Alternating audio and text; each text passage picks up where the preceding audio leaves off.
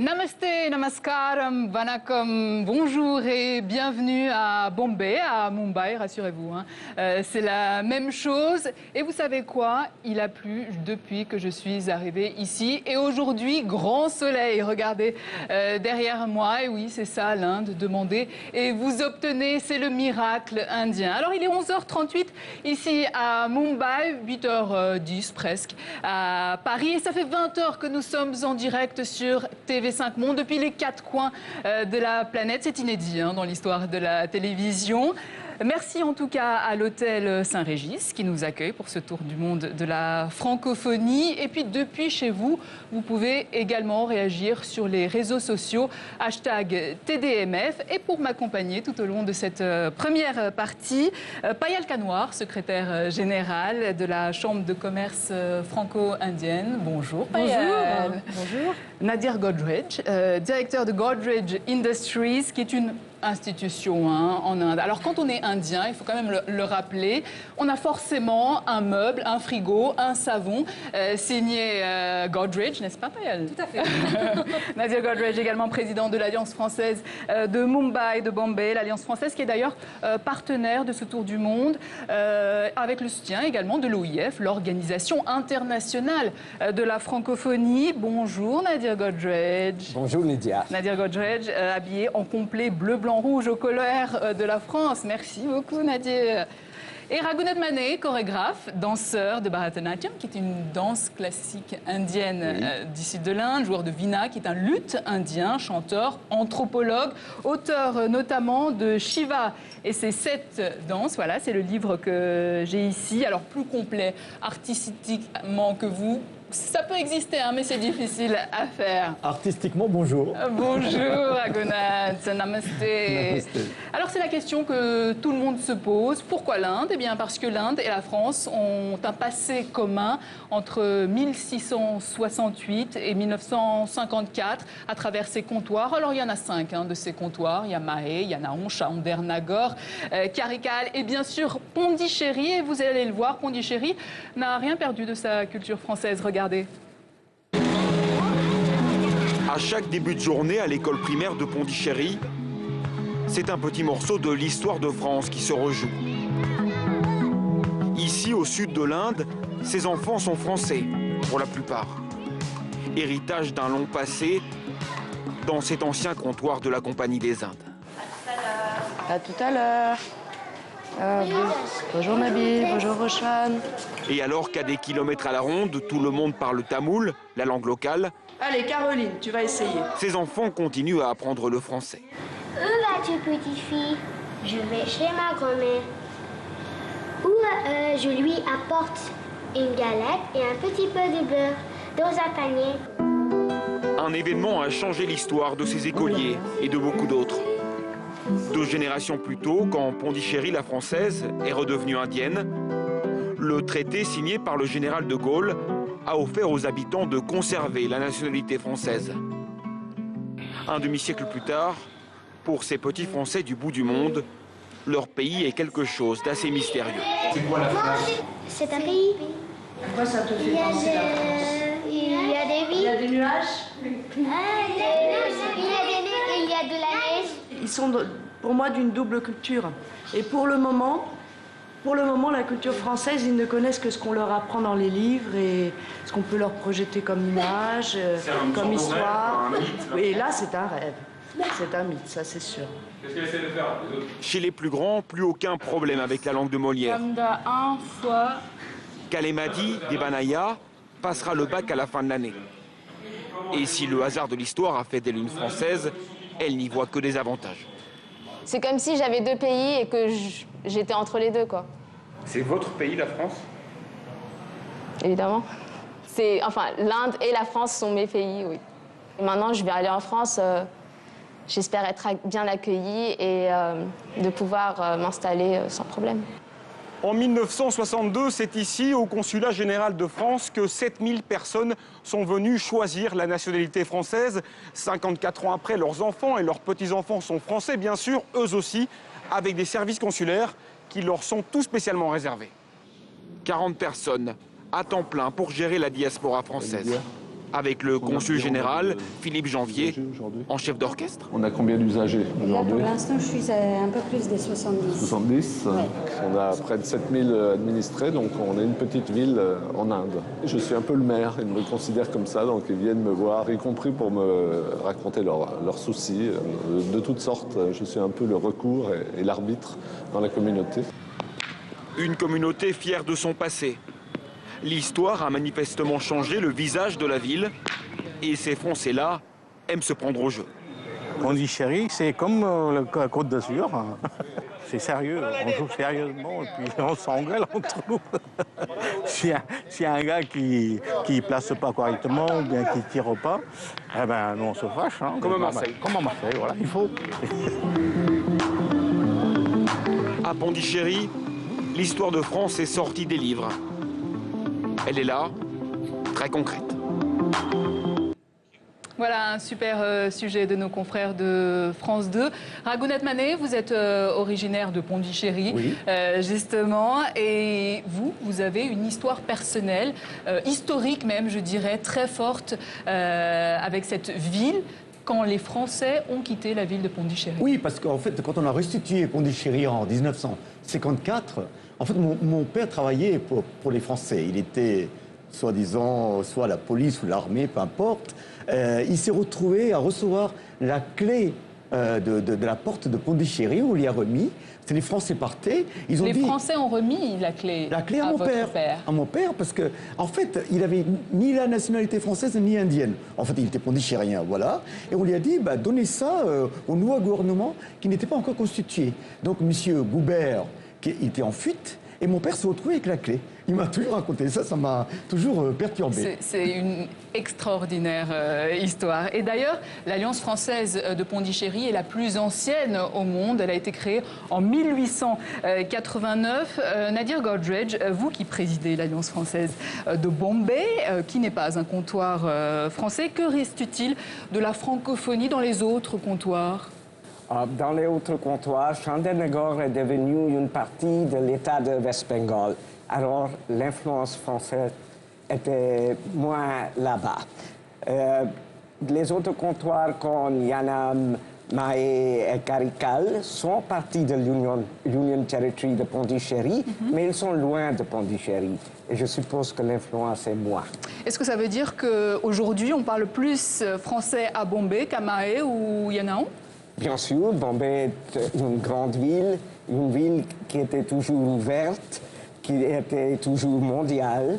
Et en 1886, il y avait un cercle franco-parsi à Bombay qui est devenu le cercle littéraire.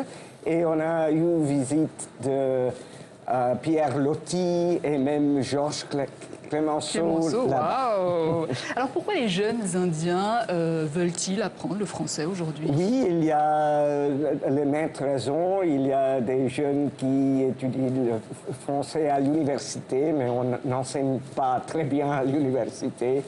Il y a aussi des gens qui travaillent pour les sociétés françaises. Et il y a des gens qui s'intéressent dans l'hôtelier, gastronomie, œnologie. Et quelquefois, j'ai entendu dire qu'il y a des jeunes filles et les jeunes garçons qui veulent se rencontrer là-bas. Oh, c'est une agence matrimoniale alors, l'Alliance française. Et plus de ça.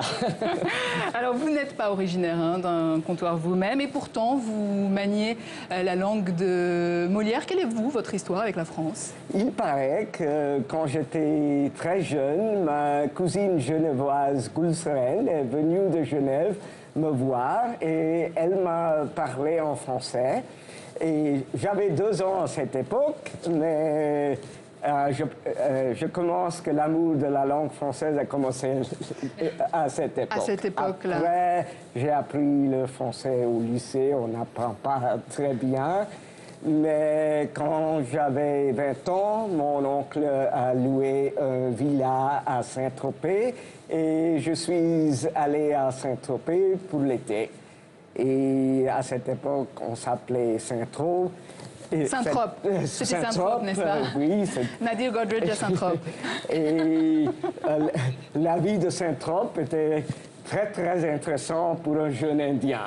J'ai fait des amis sur la plage et j'ai appris le français. En tout cas, cet amour pour la France, vous le traduisez en poème. Est-ce que vous en avez un pour nous? Oui, bien sûr. Oh là, vous avez préparé tout ça? Oui. Je ne sais pas pourquoi, j'aime tant ces Gaulois qui méprisent les gens qui parlent mal leur langue. Et même leurs voisins, ces maudits bruxellois, qui souvent sont l'objet de blagues ou de harangues. Je n'aime pas leur façon de mépriser l'enfant. Ça se voit, bien sûr, en étudiant l'idiome, le morveux, le chiard, entend-on très souvent, et même rejetons ou marmaille pour le môme.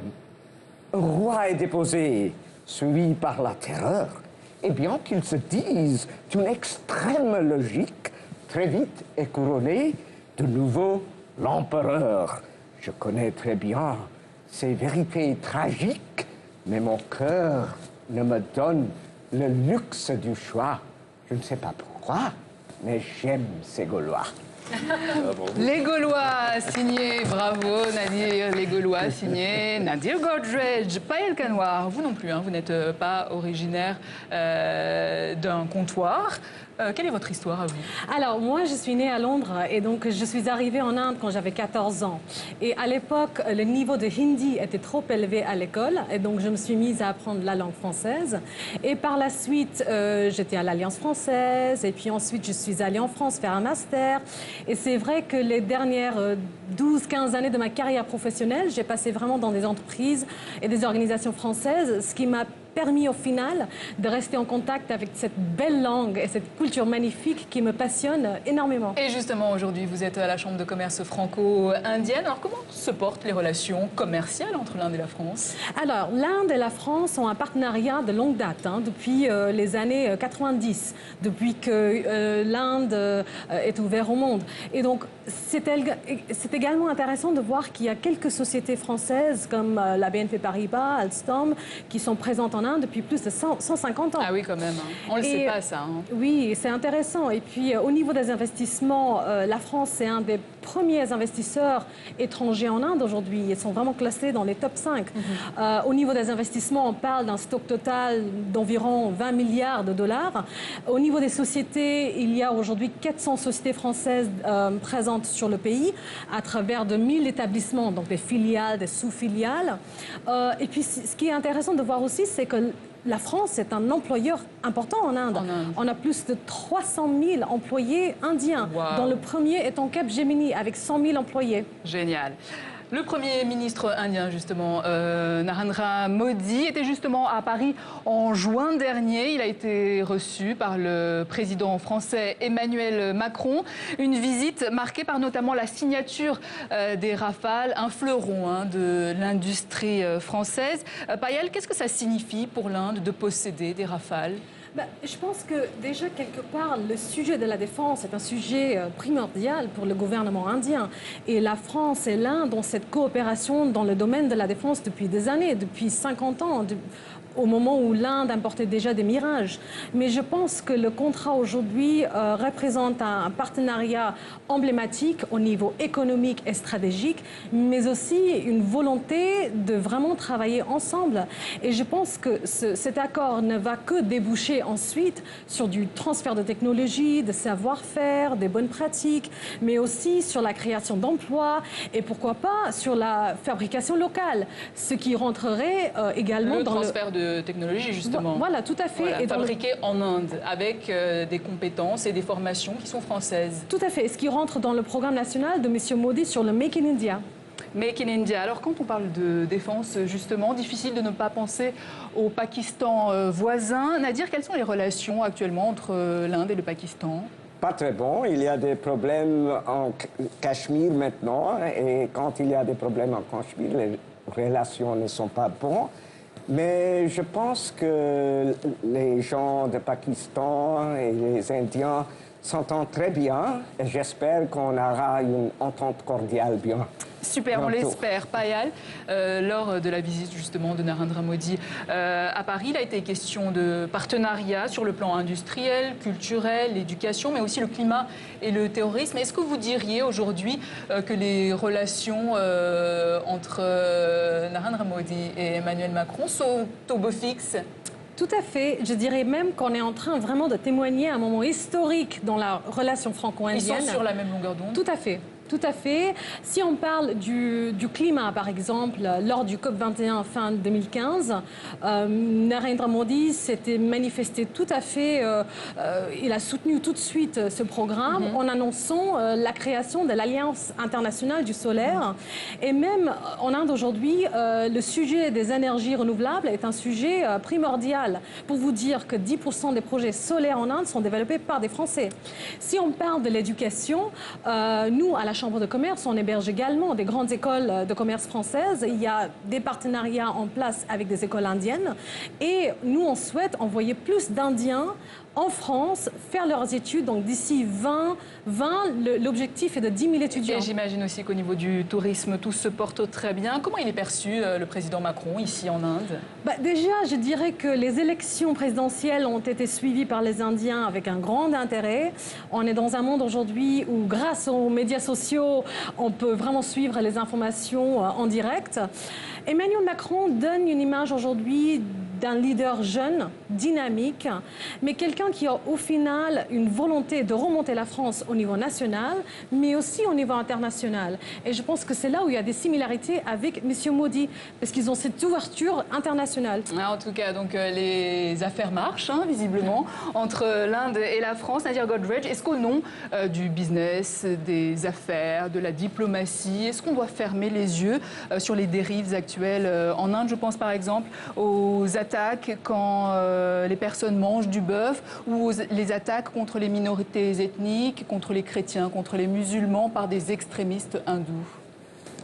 C'est inacceptable, toutes les choses comme ça. Il faut parler et je pense que le gouvernement fera quelque chose. Vous, en tant qu'homme d'affaires, vous pouvez intervenir dans ce domaine-là? Bien sûr, on peut parler en aide. Et le gouvernement écoute très bien. Et vous diriez que le gouvernement a échoué à unifier cette multiplicité qu'est l'Inde au niveau religieux, culturel, linguistique aussi? Ça, c'est un problème assez difficile. Le gouvernement essaie, mais il faut admettre que c'est difficile. Alors, on va revenir à Pondichéry, Raghunath Manet. En préparant cette émission, j'ai appris que Pondichéry a été fondé par des navigateurs bretons. Racontez-nous. Oui, complètement, parce que Pondichéry, comme vous savez, au début, c'était François Martin, mais tout de suite, c'est Dupleix qui était le plus connu. Après, nous avons eu une lignée des Bretons, des gouverneurs bretons. D'ailleurs, on trouve les noms des rues qui portent ce nom-là. Et Pondichéry enferme un cimetière des marins bretons qui ont péri. Vous savez, autrefois, on ne prenait pas l'avion, donc on venait par la mer et la traversée durait très longtemps. Donc, il y a plein de gens qui mouraient de choléra ou d'autres maladies et on les enterrait, justement. C'est très drôle de retrouver comme ça les deux civilisations. Et il y a une chose qu'on ignore également, l'Inde a contribué au développement de l'art contemporain. Oui, ça c'est le sujet de ma thèse, en fait. Vous savez que l'Inde, je dirais que ces voyageurs français qui ont suivi ces gouverneurs bretons ont toujours envoyé les cahiers des récits des voyages. Et ça a énormément influencé le monde de la culture. Exemple avec Rodin, qui a été inspiré avant par Rodin, il y avait l'Inde. déjà, vous savez, des danseuses qui se mettaient en oriental, qui se mettaient en sari, palova et autres, matahari, qui faisaient la danse orientale quand certains n'avaient jamais mis les pieds. Donc il y a une fascination. Les bayadères, c'est ce qu'on appelle les bayadères. Donc aussitôt, on commençait à découvrir l'histoire des bayadères. Bayadère, c'est un mot portugais qui a été appliqué par les Français. Quand ils sont allés voir les temples, on voyait des jolies danseuses qui dansaient accompagnées de leur maître de danse, etc. On a dit, voici les bayadères. Et ce qui fait que ça a influencé leur danse, leur costume, leur manière de vivre. N'oublions pas, même les féministes aujourd'hui n'ont pas ces droits-là. Ces bayadères pouvaient adopter étant femmes hein, étant seules, elles étaient mariées à des hommes très riches, des Maharajas. Quand elles faisaient des filles, elles les gardaient dans la profession de bayadère, qu'on appelait Devaradiyar en tamoul. Devadasi. Devadasi. Devadasi est un mot sanskrit. Okay. Devaradiyar, Devaradiyar. Qui est la langue la plus ancienne de l'Inde, bien avant le sanskrit même, il faut le rappeler. D'ailleurs, je suis tamoul, d'origine tamoul d'ailleurs. Donc, ces danseuses de temple ont tellement influencé qu'on a créé les bayadères à l'opéra. C'est extraordinaire. Et à la suite de ça, bien sûr, Nijinsky aussi fut extrêmement attiré. D'ailleurs, dans les bras de Nijinsky, Nijinsky a pleuré dans les bras de mon maître Ram Gopal, qui était à Londres d'ailleurs. Et puis donc, l'histoire continue comme ça. Il n'y a pas que... et il y a aussi les pêcheurs de perles, l'opéra comique de Georges Bizet, qui s'est passé sur l'île de Ceylan, hein, au Sri Lanka. Oui, mais pour eux, Sri Lanka, Ceylan, autrefois, c'était pas très séparé. C'était l'Inde des Maharajas, l'Inde des temples, l'Inde de Pondichéry. Alors justement, il y a un autre fait que l'on ne sait pas forcément. Lors de la présence britannique en Inde, les Devdasi, ces danseuses de temple, donc, ont été interdits. Oui, malheureusement, c'est-à-dire un petit peu au début du XXe siècle, on a fondé une association en se disant, finalement, les danseuses qu'on consacre au temple, elles ont à peu près 7 ans, on les marie à 7 ans, 9 ans. On s'est dit, on a très mal compris. Finalement, il y a les missionnaires qui sont arrivés aussi, les Britanniques ne comprenaient pas trop cette... Et ces danseuses étaient trop érotiques, c'est ça la question, c'est ça le problème? Écoutez, leur répertoire était érotique, pas seulement érotique, dévotionnel également, c'était mélangé. Elles se mariaient pas véritablement avec les humains, elles peuvent faire des enfants, tout ça, ça choquait. Ce qui fait qu'on a passé une loi avec les Indiens, vous savez, Muthulakshmi Reddy a fait passer un acte d'abolition en chassant toutes les danseuses de temple. Et donc c'est les Français qui ont permis la perpétuation de cette culture de la danse. Puisque Pondichéry, on a toujours l'impression qu'il n'y a pas de culture à Pondichéry. Quand je suis arrivé sur la place de Paris, je dansais à l'opéra, on me posait la question, mais il n'y a pas de culture à Pondichéry. J'ai eu le choc de ma vie. Et d'ailleurs, vous avez été le premier danseur indien d'origine à vous produire à l'Opéra de Paris. Oui, c'était un grand honneur, je remercie Shiva. Et vous dites que vous n'auriez pas eu de carrière sans la France. Quelque part, oui, parce que le fait que, vous savez, être danseur rome en Inde, c'est-à-dire les femmes sont extrêmement sophistiquées, maquillées, etc. Nous, on arrive, rien qu'avec notre corps, on doit tout marquer. Tout se voit, de la tête aux pieds, on doit marquer le rythme, on doit vraiment bouger et s'exprimer. Et je pense que ça a été bien compris. D'autant plus que pour revenir aux histoires des bayadères, quand on a chassé les bayadères en 1948, jusqu'en 1954, les bayadères continuent à exister dans les temples de Pondichéry. Alors, dernière question, rapidement, s'il vous plaît, Raghunath. Tout à l'heure, vous allez nous jouer une démonstration de Veena. Oui. Alors, qu'est-ce que c'est le Veena, alors qu'on entend plus souvent parler peut-être du sitar? Ravi Shankar, grâce aux Beatles, merci à tous les deux, mais le vrai instrument indien qui structure toute l'Inde, toute la musique du sud de l'Inde, la plus ancienne qu'on ait au monde de l'heure actuelle, qui prend sa source dans les Védas, plusieurs millénaires, il parle de Veena, ça reste du jour de la Veena, mais malheureusement on ne le connaît pas. Donc vous allez entendre me jouer. Merci Raghunath, à tout à l'heure Raghunath Mané. Merci à Nadir Godridge et Payal Kanwar. Et nous, on va poursuivre notre découverte de la francophonie en Inde avec la haute couture française qui rencontre la grâce du sari avec notre prochain invité Fernand Ratier. Bonjour. Alors vous êtes designer, vous avez travaillé pour Cheruti, Saint-Laurent, Hermès, Louis Vuitton et fort de votre expérience, vous avez créé votre propre marque, Fernand Ratier, avec ce concept, le sari réinventé que porte aujourd'hui cette superbe mannequin Anjali. Bonjour Anjali. Oui, tout à fait. Donc je revisite le sari en le rendant plus actuel, surtout pour la nouvelle génération, pour donner l'engouement à la nouvelle génération de porter un sari. Donc j'essaie de faire plus léger et plus facile à porter. Alors qu'est-ce que la haute couture française a apporté à votre style? Beaucoup de choses, surtout l'élégance à la française. Je mets en avant aussi le raffinement et le savoir-faire français. Dans toutes mes collections, qui sont d'ailleurs du prêt-à-porter de luxe. Et alors pourtant, le tissu, les couleurs sont très importantes en Inde. Vous avez fait le choix de la couleur noire. Oui, le noir restera toujours dans mes collections, présente partout. C'est une couleur que j'aime beaucoup. Je reste sur la sobriété et sur, pareil, l'élégance. Je rajoute quelques touches de couleur et parfois de l'or. Donc l'or qui est toujours... Mais vous ne voyez pas la vie en noir, assurez-moi. Pas du tout, au contraire. Alors qu'est-ce que l'Inde a apporté à votre style? Je garde ce vêtement traditionnel qui est le sari, qui est quand même un vêtement très sensuel, le voilé dévoilé, qui restera toujours sur toute mes collections. Et là, vous avez un autre modèle porté par Angelica, mais ce n'est pas le vôtre de modèle. Non, je ne parle pas de la mannequin, je parle du vêtement, bien sûr. Non, c'est une femme, c'est une Française, une autre Française, Isabelle Hitner, qui a créé sa collection de caftans, des caftans de luxe inspirés des actrices françaises et américaines, des actrices des années 50. Donc elle met en avant surtout son savoir-faire, qui est quand même à l'origine d'une création de l'atelier de broderie, atelier Safran. Et combien de temps ça met à peu près à fabriquer ce genre de robe? 50 heures de travail. Quand même? C'est la plus simple. C'est la plus simple. Très bien. Et lui, il est déjà au travail, il est en train de shooter. Je peux vous déranger, Brans Niesco. Bonjour. Alors, vous êtes photographe, vous avez travaillé pour Elle Magazine, Vogue, l'Officiel, Grazia, Rob Report. Aujourd'hui, vous photographiez pour les grandes stars du cinéma Bollywood qui sont ici, d'ailleurs, une d'entre elles. Et j'imagine que ce n'est pas évident d'intégrer ce milieu. Comment ça s'est passé? Il y a 5 ans, en fait, je suis venu ici à Bombay. Donc, effectivement, ce n'était pas évident parce que personne ne me connaissait, enfin, très peu de personnes.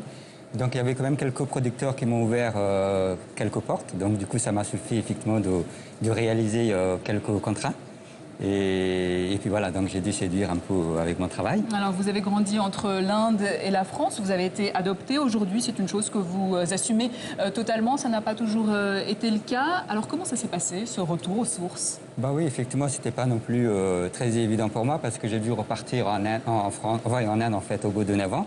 Donc, ça faisait 9 ans en France et 9 ans en Inde. Donc, c'était une remise en question, en fait, de ma propre personnalité. Votre identité, peut-être. Mon identité, voilà, tout à fait. Donc, à savoir si j'étais plus français ou indien, donc c'était pas du tout évident. Et sur le plan professionnel, comment ça s'est passé? Sur le plan professionnel aussi, c'était pas non plus super évident, bien sûr. Comment ils travaillent, les Indiens? C'est vrai que les codes sont différents. Les Indiens, ils travaillent beaucoup plus. Déjà, il n'y a pas d'horaire par rapport à en France. Mais nous, on est à l'heure. Ça, il faut le rappeler. Voilà, on est avec une équipe indienne, Soul Production. On est à l'heure. Et les codes sont différents aussi entre l'Inde et la France. Donc, forcément, il faut s'adapter.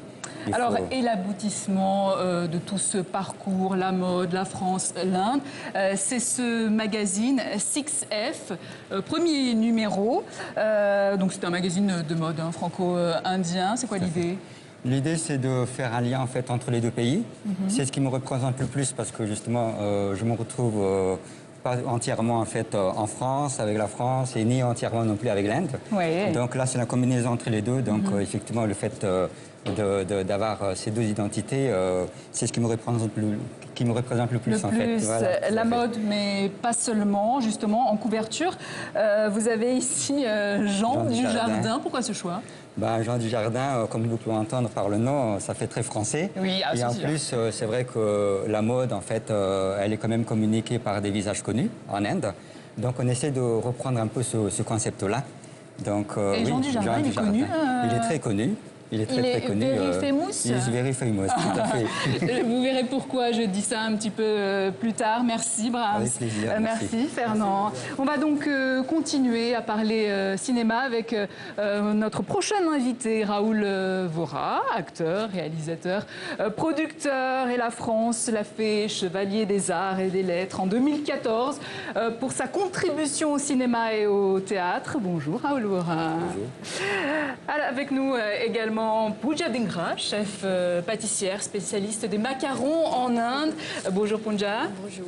Et puis Nishant Chaubey, chef de l'année 2017 en Inde. Bonjour Nishant. Bonjour Lydia. On reste avec vous. Vous êtes déjà en train de préparer des ingrédients. Alors, qu'est-ce que vous nous avez préparé ici? Ça, c'est fromage indien. Un fromage indien à la provençale. Avec sauce provençale et sauce tamarin. Tamarin, super. Vous, votre truc, c'est la fusion, notamment entre la cuisine indienne et française. Pourquoi ce choix? La France est un pays pour la gastronomie très indienne. J'ai décidé de faire la cuisine fusion. Par exemple, bœuf bourguignon. Le bœuf bourguignon. Oui, bœuf bourguignon avec safran. Avec du safran Yeah. et du poivre d'Alep. Yes. De Syrie, n'est-ce pas? Oui. Et alors, vous m'avez dit tout à l'heure que vous cuisiniez avec des produits bio, des produits très sains. C'est un must pour vous? C'est important pour vous? Ce n'est pas must. Ce n'est pas must. Ce n'est pas un must. Ce n'est pas must, mais c'est nécessaire aujourd'hui. C'est nécessaire aujourd'hui de produire bio. Vous avez tout à fait raison. Alors le fromage indien à la provençale qu'on aura plaisir à déguster tout à l'heure. Je vous laisse terminer votre petite préparation. Pooja, vous, votre truc, ce sont les macarons, une spécialité évidemment très française. Alors à quel moment vous vous êtes dit, OK, je vais à Paris, je vais ouvrir une pâtisserie?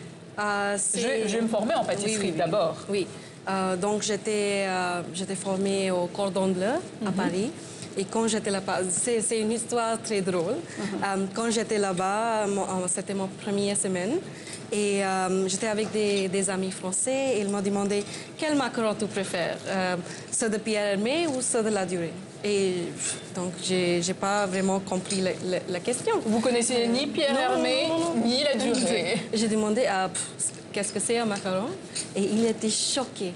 Ils n'arrivaient pas à comprendre comment c'était possible. Je suis étudiante en pâtisserie en France et je ne sais pas qu'est-ce que c'est un macaron. Et maintenant, vous savez, n'est-ce pas? Oui. Alors, votre pâtisserie à Bombay s'appelle le 15. Alors, pourquoi le 15? Parce que quand j'étais à Paris, j'ai habité dans le 15e arrondissement. C'était mon endroit et c'est juste pour donner un bout de ma vie parisienne ici. Alors tout s'explique, on comprend bien. Alors en Inde, Pooja, il y a quand même une variété de pâtisseries, comme une variété culinaire d'ailleurs illimitée. Selon les régions, on ne mange pas par exemple au Ladakh comme on mange au Rajasthan, comme on mange au Kerala, comme on mange au Tamil Nadu, comme on mange au Maharashtra, comme on mange au Bengale. Voilà, il y a une variété de cuisine. Qu'est-ce qui fait que le macaron plaît aux papilles indiennes? C'est juste essayer des choses. Quand j'ai commencé, j'ai fait les macarons avec un goût indien. J'ai fait comme un masala chai, avec chili, avec des épices. Et vous m'avez dit des feuilles de bétel également. C'est la feuille qu'on mâche, n'est-ce pas? Ça s'appelle pan, oui. Ok, bah super. Il faut goûter. Oui. Allez, on goûte. Allez, on goûte. Allez-y, Raoul. Ça c'est. Allez-y, Nishan. Ça c'est citron et chili. Super. On va manger tout ça après. Raoul Vohra, on vous a invité, vous, parce qu'on a tendance à associer l'Inde à Bollywood. Mais l'Inde n'est pas seulement Bollywood, il y a aussi des films d'auteur, il y a aussi des films engagés, des films de genre, du théâtre également. Et vous représentez un petit peu tout ça. Alors même si le grand public français vous a connu à travers la comédie musicale Bharati, qui a été un franc succès en France, avec 850 représentations au total dans 45 villes du monde. Et donc l'Inde, ce n'est pas seulement Bollywood, et c'est pas vous qui me direz le contraire. Non, pas du tout. En fait, je déteste ce sobriquet qu'on nous donne de Bollywood parce que c'est un mélange des mots Bombay et Hollywood. Le cinéma indien n'est pas seulement Bollywood. Le cinéma indien, c'est aussi, par exemple, de Kerala, qui est un cinéma magnifique. Le cinéma de Madras ou de Chennai, qui est un cinéma extraordinaire aussi, très coloré, très musical, très chorégraphié. Il y a aussi le cinéma d'Hyderabad, de Calcutta, donc il y a plein de grands centres. Donc on ne peut pas dire que l'Inde, c'est seulement Bollywood. Il y a Tollywood, Mollywood, Chollywood et tout ça, mais ça, c'est un peu différent. Alors, en tant qu'homme de cinéma, avec un grand C, vous avez rencontré le petit-fils d'un des frères Lumière, Louis Lumière, parce que le producteur des frères Lumière est passé par l'Inde, racontez-nous. Oui, allez, ça c'est une histoire extraordinaire parce que j'ai rencontré Max Lefranc Lumière, donc le petit-fils de Louis Lumière. Il nous a raconté une histoire très intéressante. Le producteur des frères Lumière partait avec les 3 films, La Ciotat, la sortie de l'usine et puis l'arrivée de la gare. La gare, oui. L'arrivée des trains en Australie, pour les exhiber en Australie. Et en traversant l'océan Indien, il y a eu une panne dans le bateau, donc ils ont fait terre à Bombay pour éventuellement réparer le bateau. Et on lui a annoncé qu'on mettra à peu près 1 mois pour le réparer. Donc il a dit, mais 1 mois, je ne vais pas rester avec ces films ici. Donc il a loué un hôtel à Bombay en 1897. Il a loué un hôtel. Et à l'époque, je crois, si je ne me trompe pas, il avait demandé 1 roupie, qui était une somme mais extraordinairement chère, phénoménale à l'époque, pour montrer ces 3 films.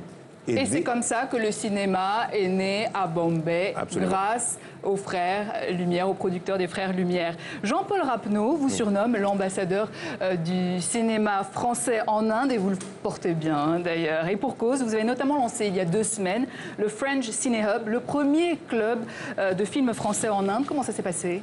Écoutez, très bien, mais je crois qu'il m'aime beaucoup, c'est pour ça qu'il exagère un peu. Vous avez de la chance.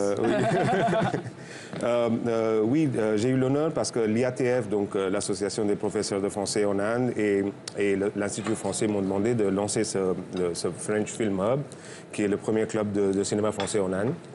Je pense si je ne me trompe pas. Donc, on voulait lancer justement avec les professeurs, avec un film qui est un peu littéraire, une liaison avec la littérature française. Donc, je voulais lancer avec Cyrano de Bergerac, un de mes films préférés, avec 2 grands amis, donc Jean-Paul Rapneau et Jean-Claude Carrière, qui ont fait le film. Et avec qui vous a Jean-Claude Carrière, qui vous a aussi conseillé pour le dictionnaire amoureux de l'Inde. C'est moi qui lui ai conseillé. Ah, d'accord. Dans l'autre sens, c'est lui qui a écrit. Et puis, donc, on ne pouvait pas trouver une copie avec des sous-titrages en anglais. Et on a donc lancé avec Les Mariés de l'an 2. Et Jean-Paul a eu la gentillesse de nous adresser la parole en direct par téléphone. Waouh, depuis Paris. Depuis Paris. Alors au cinéma, on vous a connu dans Le Mariage des Moussons, mais également dans le film Kama Sutra, et dernièrement dans 1+1, le dernier film de Claude Lelouch avec Jean Dujardin, tiens, encore lui, on en parlait tout à l'heure, et Elsa Zilberstein. Extrait. Swagatam. Swagatam, bienvenue en Inde. Namasté, Raoul. Namasté. Namasté. Namasté. Tiens le volant. Namasté. Namasté. Non, mais je tiens le volant, t'inquiète, regarde. Ici, on ne conduit pas, on évite des accidents en Inde. Oui. C'est un pays des cascadeurs. Des cascadeurs. Bon, ben si on arrive vivant à l'hôtel, j'ai jusqu'à demain pour me reposer, quoi. Ah non, non. On a un petit corvée ce soir parce que l'ambassadeur fait une grande réception en ton honneur. Oh merde. Tout Bombay sera là. Oui. Ici, tu es une superstar. Je ne sais pas si tu le sais. Ah oui? Oui, non, mais tu es une superstar. Ah oui. Répète-le-moi encore. Répète-le-toi encore? Oui, non, toi, répète-moi encore. Je suis très très connu ici, tu veux dire? Tu es very famous? Tu es very famous. C'est un grand honneur pour l'ambassade de France de saluer la présence d'Antoine Abélard, grand compositeur français, mondialement connu et oscarisé pour la musique du film La Symphonie du hasard en 2010. Je tiens également à saluer la présence de Raoul Abi, grand metteur en scène de la nouvelle vague indienne. Ces immenses talents se sont rencontrés pour notre bonheur à nous tous. Et nous nous réjouissons de cette collaboration franco-indienne à laquelle je rends hommage. Cher Antoine, bienvenue en Inde, ce pays où tout est possible. Là où la vie et la mort ont une signification bien différente qu'ailleurs. Le pays, en fin de compte, de... Comment dire, Raoul?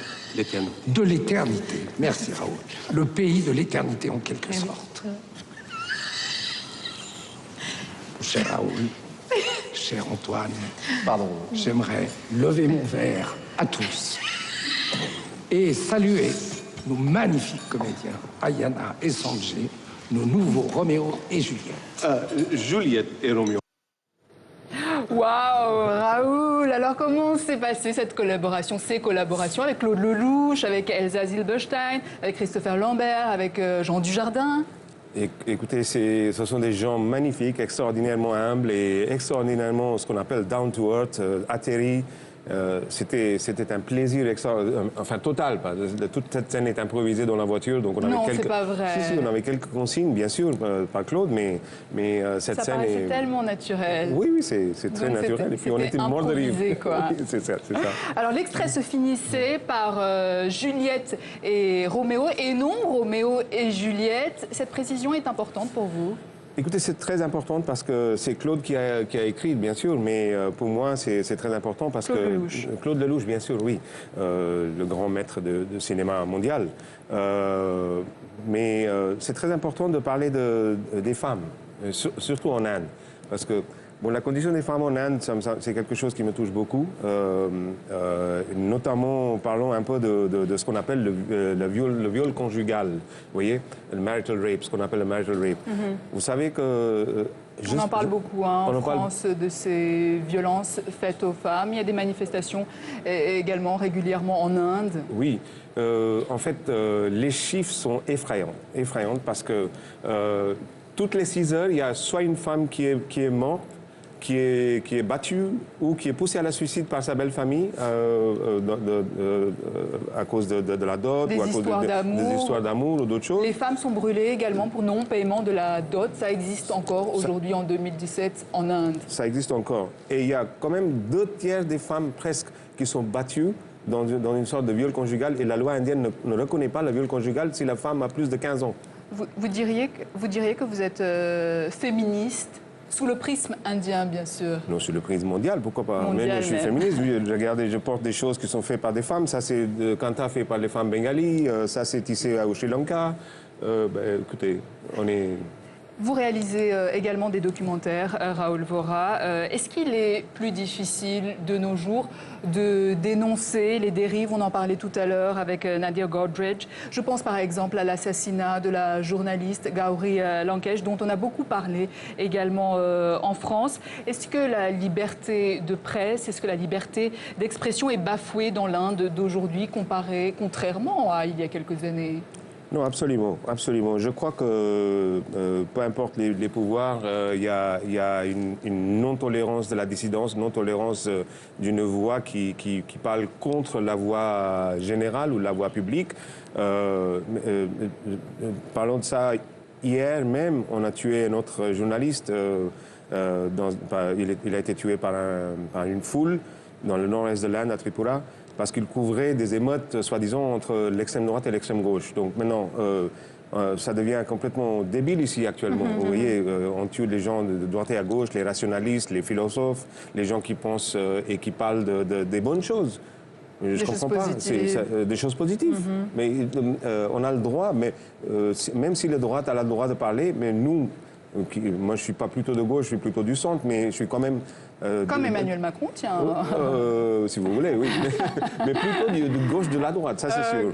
Oui. Alors homme de cinéma, donc ça c'est clair, mais aussi homme de théâtre, et là aussi un parcours extraordinaire et des rencontres aussi. Ah, des rencontres extraordinaires. Écoutez, moi j'ai eu des très bons profs, des très bons professeurs et des très bons réalisateurs et metteurs en scène. J'ai commencé avec Jacques Lassalle et Alain Knapp en 89 dans un spectacle qui a lancé les célébrations, si vous voulez, de la bicentenaire de la Révolution en Inde en 1989. Après, j'ai fait des spectacles avec Ariane Mouchkine et avec plein d'autres réalisateurs. J'étais à Montpellier, au Printemps des Comédiens, plusieurs spectacles. Et vous avez joué dans Tartuffe de Molière, par exemple, Le Misanthrope, Cyrano de Bergerac, vous le disiez tout à l'heure. Et dans quelle langue, alors, ça se passe, tout ça? Misanthrope et le Molière, c'était en hindi. Oh. Mais j'ai joué en hindi, anglais et français également. Et français également, oui. En Inde. En Inde, oui. Et parmi les autres projets actuels d'envergure, il y a Bonjour India. Alors qu'est-ce que c'est Bonjour India? Bonjour India, c'est un grand événement. C'est un festival de France en Inde, conduit par le ministère des Affaires étrangères français en Inde, et notamment avec l'Institut français. Donc, connaissant ma proximité avec la Réunion, l'île de la Réunion, j'ai eu l'honneur d'être confié, si vous voulez, la production de toute la partie de prestations réunionnaises en Inde. Donc on m'a produit quelques artistes réunionnais en Inde entre le mois de novembre jusqu'au mois de février 2018. Voilà.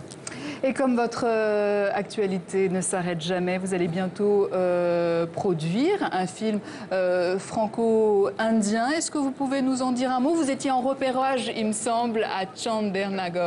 À Chandigarh, oui, juste hier, Chandigarh, donc une ville conçue par Le Corbusier, architecte français. J'étais là avec Narinder Pal Singh Chandok, donc vous le connaissez sous Chandok, un documentaliste, mais qui fait son premier long métrage pour Louise Productions et Aurélie Gordilière, je crois que c'est la productrice. C'est un polar situé dans le milieu punjabi, un peu rural, qui arrive dans la ville, qui s'appelle Jaspal, mais là on est toujours en repérage. Et là, vous ne pouvez pas en dire un mot, vous avez le titre peut-être? Le titre c'est Jaspal, donc le titre, voilà, Jaspal. Jaspal. Oui. Merci Raoul Vora. Pooja Dhingra, vous avez réagi tout à l'heure au film de 1+1, vous l'avez vu? Non, pas encore. Mais c'est tentant, hein, oui. N'est-ce pas? Je pense qu'on va bientôt passer à table. Tout est prêt. Est-ce qu'on peut déguster? C'est prêt, Nishant? Bien sûr. Vous avez finalisé? On peut goûter ou pas? On peut goûter? Yes. Oui. Ok, super. On va goûter, Raoul. Merci beaucoup. Merci. Alors, ce fromage provençal. Tamarin, sauce provençale, herbs. Avec des herbes. Alors, est-ce qu'on peut avoir des fourchettes? Parce que, alors, c'est sûr qu'on mange avec les mains, mais là, c'est une chaîne francophone, donc on va manger avec la fourchette. Mais ça ne me dérange pas de manger avec... on goûte, on se permet de manger. De toute façon, il est bientôt l'heure de passer à table, ici en Inde. Il est 12h30, peut-être le matin encore, à Paris. En tout cas, là, il est l'heure de passer à table, donc bon appétit. Bon appétit, Nishant. You can taste. C'est délicieux. Oui. Super, le tamarin est exquis, juste exquis. Ça, c'est la touche un petit peu indienne. Et il est bientôt l'heure de passer le relais à mon confrère qui est à quoi 1400 km de là, à Lahore. Slimane Zeguidour, bonjour, salam alaikum.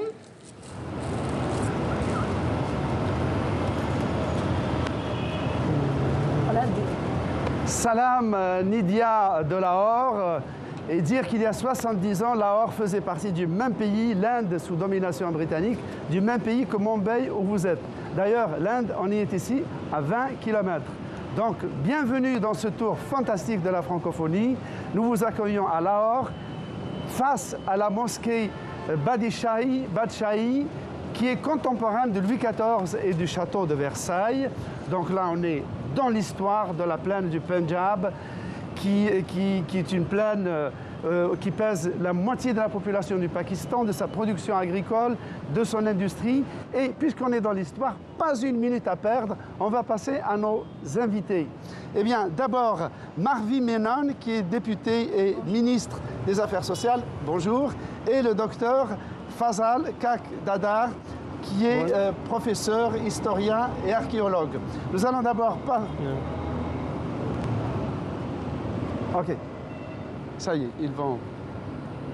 Alors à tout à l'heure, Slimane, on a hâte de vous voir. Mais avant, je tiens à remercier profondément mes 8 invités qui ont répondu présents. Et je tiens à dire qu'il y avait vraiment sur ce plateau, les 3 plateaux qu'on a formés ici, des vrais ambassadeurs français ici en Inde, des ambassadeurs indiens de la langue française, de la culture française. Personnellement, j'ai été vraiment impressionnée par le niveau de français de mes invités dans ce pays à majorité anglophone, évidemment. Merci également à toutes les personnes qui m'ont aidé à préparer cette émission, les équipes françaises, mais également les équipes indiennes, avec notamment Sol Productions. Merci à nos partenaires, l'Alliance française et l'OIF, l'Organisation internationale de la francophonie.